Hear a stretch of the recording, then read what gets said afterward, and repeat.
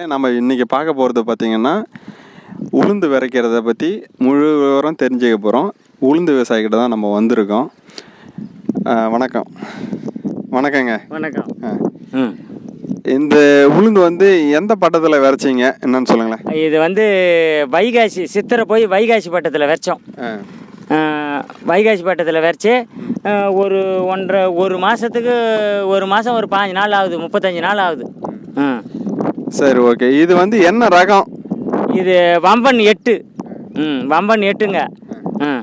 இதில் வந்து வம்பன் 10, 11, 12, 13 வரையுமே போயிருக்கு. ஆனால் நீங்கள் வெம்பன் 8 எதுக்கு செலக்ட் பண்ணீங்க?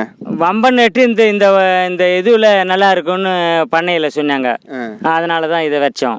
சரி, இது விதைக்கிறதுக்கு முன்னாடி எத்தனை சால் ஓதுங்க? இது ஒரு 5 சால் இருக்கும் ஓட்டுறது, ஒரு ஏக்கருக்கு 5 சால் ஓட்டி மறுபடியும் என்ன பண்ணோம், எரு அடித்து அதை களைச்சி மறுபடியும் அதை 5 சாலாக ஓட்டி வச்சுருந்தோம். ஓட்டின பிற்பாடு மல்லாட்டை போடலான்னு நாங்கள் அந்த பட்டத்தில். மல்லாட்டை வந்து ஒரு ஏக்கருக்கு வந்து 2.5 மூட்டை, ஒரு காணிக்கு 3 மூட்டை மல்லாட்டை செல்லுமா. ஒரு மூட்டை 4000 ரூபாய் வருது. 4000 ரூபாய்னும் போது 12,000 வருது மல்லாட்டையே. அப்புறம் அதை உரிக்கணும், அது போடுறதுக்கு ஒரு ஏக்கருக்கு வந்து 10 ஆளுன்ற மாதிரி கணக்கு வருது. 10 ஆள் 15 ஆள். இதில் வந்து எங்களுக்கு அதிக செலவாகுதுன்னுட்டு நான் வந்து உளுந்தை வாங்கி வச்சேங்க. இந்த பட்டத்தில் எப்படி இருந்தாலும் இருக்கட்டும்னு ஓரளவுக்கு நல்லாக்கிற மாதிரி தான் இருக்குது. மருந்து போட்டு இப்போ தண்ணி பாய்ச்சிக்கிறேன். ஒரு மருந்து தான் அடித்தேன். இப்போ 2வது மருந்து இன்றைக்கி நாளைக்கு போய் வாங்கிக்கின்னு வந்து அடிக்கலாம்னு இருக்கிறோம். எத்தனை கிலோ உளுந்து விதைச்சிங்க?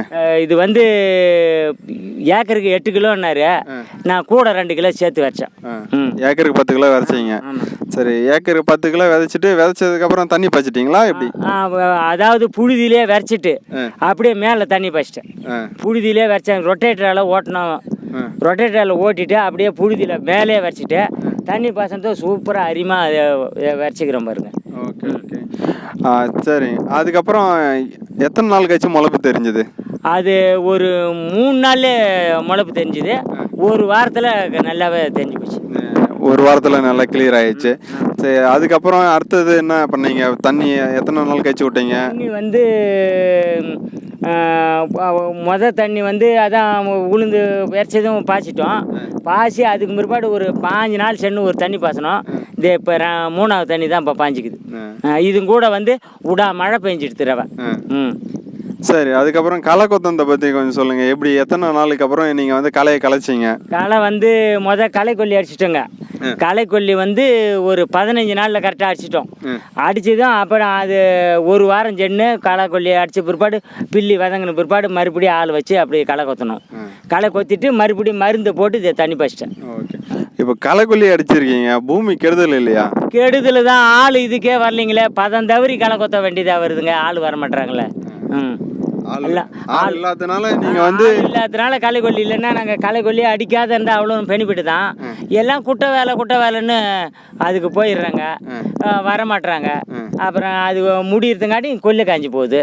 அதுக்கும் பிற்பாடு நாங்கள் வெட்டும்போது பாதி போனதும் பாதி போகாதமா எப்படியோ வெட்டி தீர்த்தோம். எத்தனை நாள் கழிச்சு இதுக்கு மருந்து போட்டீங்க? மருந்து வந்து ஒரு மாதத்துக்கு வந்து போச்சுங்க. ஒரு மாதம் ஆகி போச்சுங்க மருந்து போட்டது. என்ன மருந்து போட்டீங்க? டிஏபி ஒரு மூட்டை, பேக்டாமஸ் ஒரு மூட்டை. இது 2 மூட்டை தான் போட்டேன். 2 மூட்டை தான், ஏக்கருக்கு ஒரு மூட்டைன்ற மாதிரி தான் போட்டோம். ஆனால் அடியில் வந்து எரு ஒரு 10 டிப்பர் எரு கழிச்சோம். அதில் வந்து ஏறக்குறை நல்லாவே இருக்குது. நல்லா எடுத்துக்கிச்சு.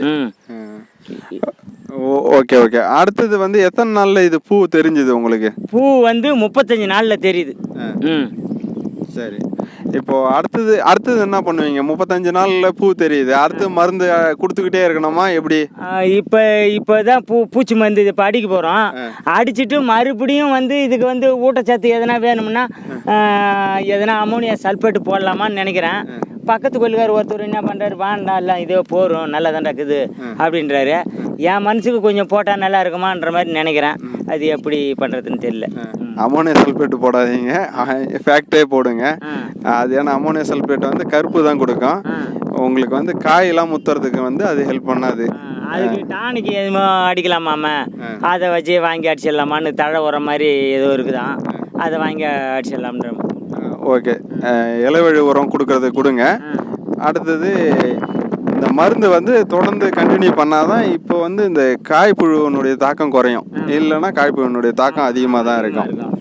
காய்ப்புழு அதிகமாக தான் இருக்கும். இப்போ மருந்து வாங்கி அடிச்சிடணும். எத்தனை நாள் கழிச்சு இப்போ பிடுங்க ஆரம்பிப்பீங்க? பிடுங்க ஆரம்பிக்கிறது வந்து 85 நாள்லன்னாங்க. 85 நாளில் பிடிங்கிடலான்றாங்க. சரி, இதுக்கு முன்னாடி நீங்கள் உளுந்து பண்ணியிருக்கீங்கல்ல? பண்ணியிருக்கோம். அது காத்தி பட்டத்தில் பண்ணிக்கிறோம். நல்லாவே விளைச்சல் நல்லா விளைஞ்சிக்குதுங்க.